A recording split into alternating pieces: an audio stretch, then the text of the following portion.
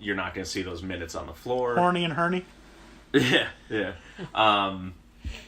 So, but again, it's the Knicks without KP, and that's what that's the difference that KP brings on the floor. And Tim Hardaway. Did Hardaway? Yeah, no, Hardaway didn't play either. No, he was participating in the shoot around. Yeah, so he close. should be back soon. He's close. The big surprise.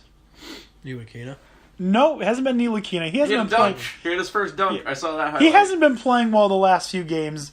He played well against OKC. You're right. Against Oklahoma City, he played well. But last night, he didn't play particularly well. He's had a bunch of turnovers recently, and he's not getting the steals and doesn't quite have the energy that he had to begin the season, which is understandable. He's playing a long season now. Yeah, he's a rookie. He's 19. Yeah, and this is a much longer season than he's used to, so I'm sure he's already...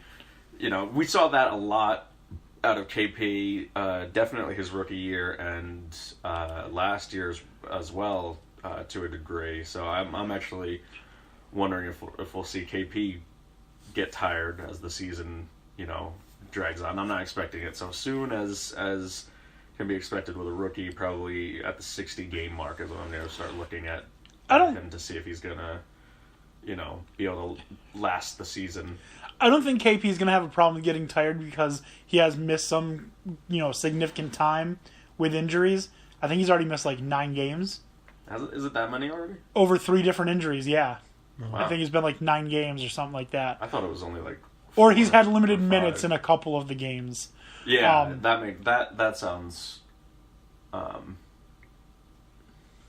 sounds right. But the big surprise has been Michael Beasley. He had 30 points against OKC. He was playing out of his mind. There was one point last night where he blocked a shot.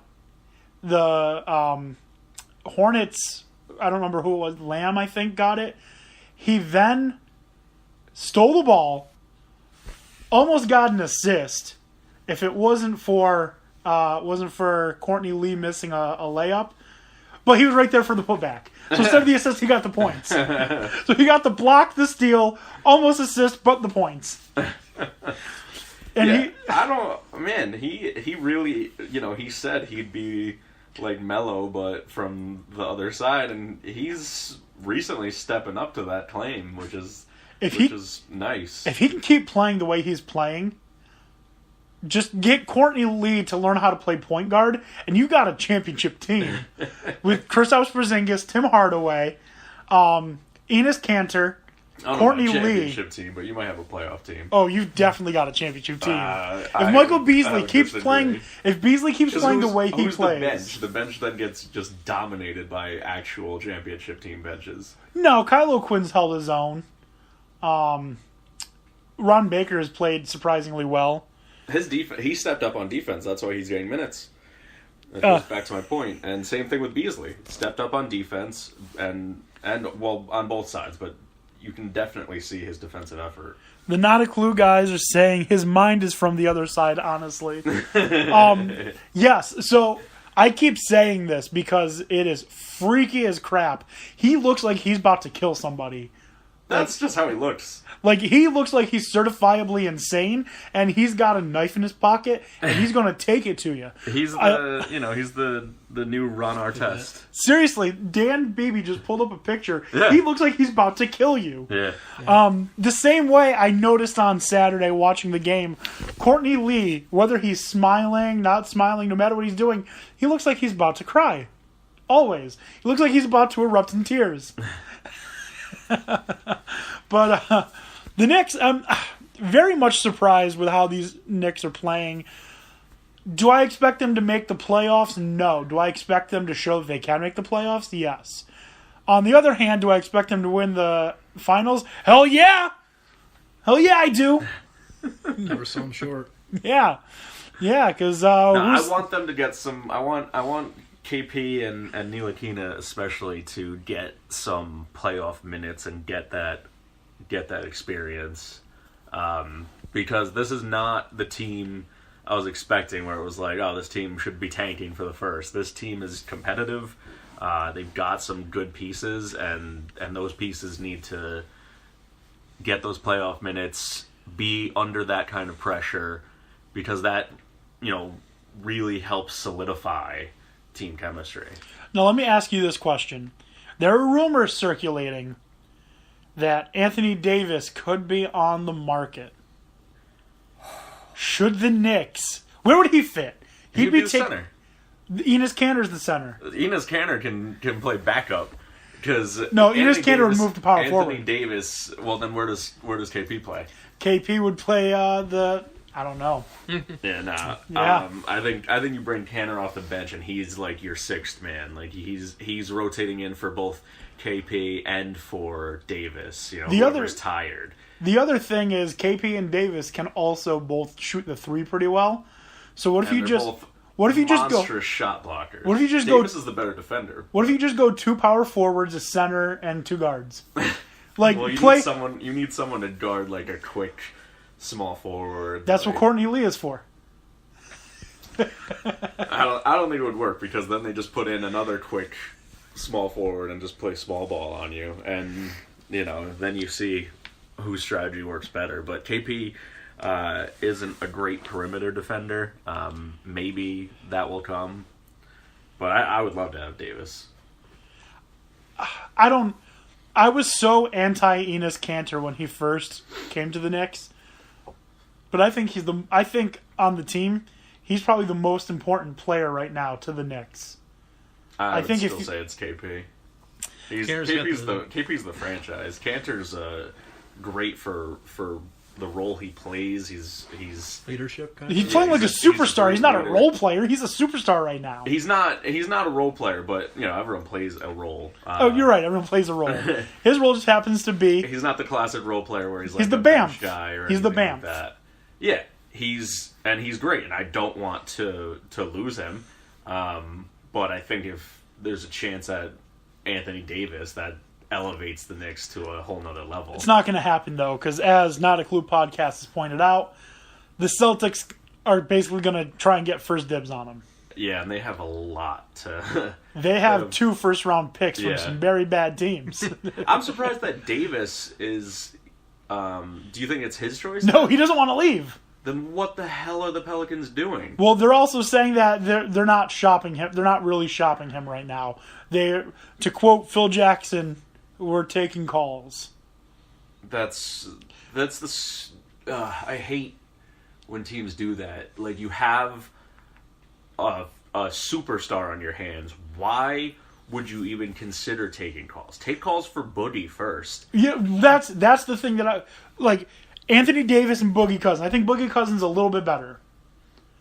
Maybe. I think Anthony Davis's attitude is way better. Yeah, I like Davis better as a player, as a person, as a unibrow, as something you can build around.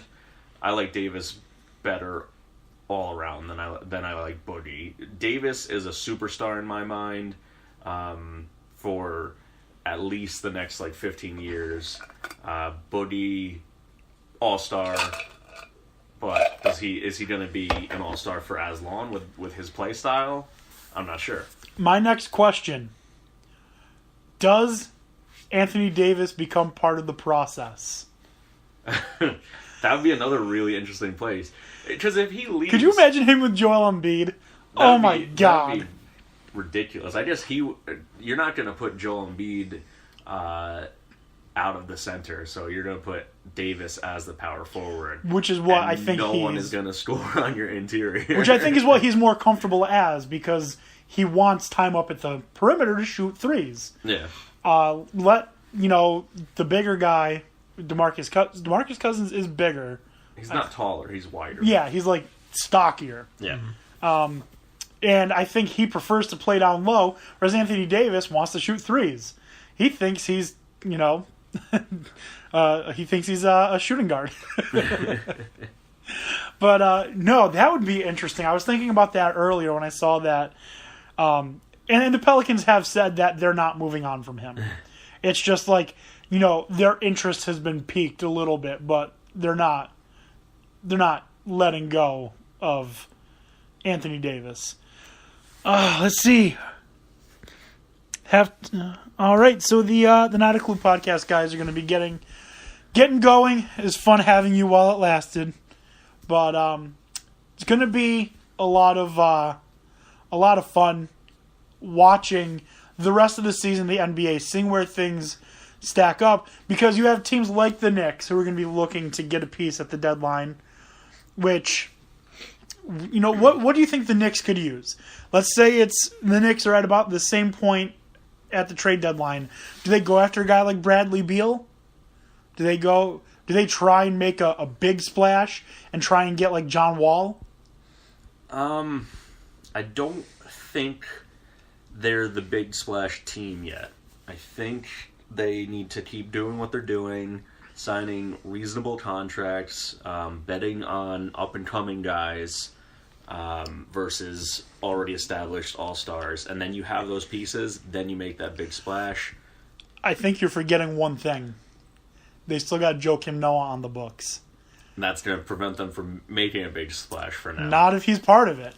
Not if they can get a team, if they agree to pay part of the salary still, to trade for Joakim Noah, like a Bradley Beal. Like, you give us Bradley Beal, we'll pay half of Joakim Noah's salary, you pay the other half, you get Joakim Noah, and we'll also throw in Mindaugas Kuzminski. Oh, he's not on the team anymore. Yeah. Willie Hernan-Gomez. I mean, that's probably the only way you're going to get someone to take even half of Noah's contract, because he's paid... He's only owed like $50 more million. Through 2020, I'm pretty sure. Yeah, he's only owed $50 million more. Yeah. Something like that. Ridiculous. Right? Because it was $74 million, he got $24 million the first season, right? Yeah. No. Yeah, I think so. Not a penny more. Yeah. So he gets easier to get rid of down the line, but for now we're kind of stuck with that. So I don't think you do anything crazy like that, because then you're crippled when it comes to, if you are like a step away from being a true contender, you have that giant contract on the books that you can't get rid of, and then you have to start cutting the chaff. Okay, so then let's make this a different argument. Knicks play better. They're a 4 seed. Like, at the trade deadline, they're the 4 seed in the East. Do you then pull the trigger? That's not going to happen. They're 3 games away. And they've been playing a ton of home games, and they're about to go into a long stretch of away games where they're a lot worse. Where they're terrible. And Yes. they're going to come flying back down to earth. So that's not going to happen.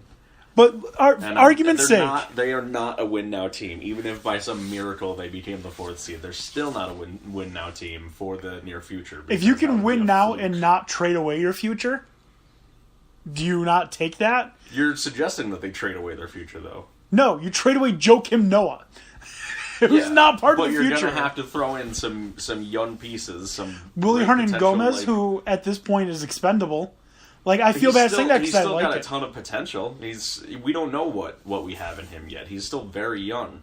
On the depth chart though, like I'm more pleased with what the Knicks have ahead of him than I am with him. Last year, I did not want him to go. This year, I'm good with Kyle O'Quinn. I'm not that good with Kyle O'Quinn. Why? He's up and down. He's extremely up and down. He's inconsistent. Some games he looks like a monster. Other games he completely disappears. He's big on the bar and bat mitzvah scene. I got an update today. I did hear about that. Yeah. CBS app. I like his attitude and everything, but I'm not super stoked with how it's translated, and I don't think he's a player that's is going to make another big step. I think this is pretty much what we have. Willie, still has that potential. I don't know. I thought he did, but he looks like he regressed. Even in the small amount of time he got to play, his defense got absolutely atrocious.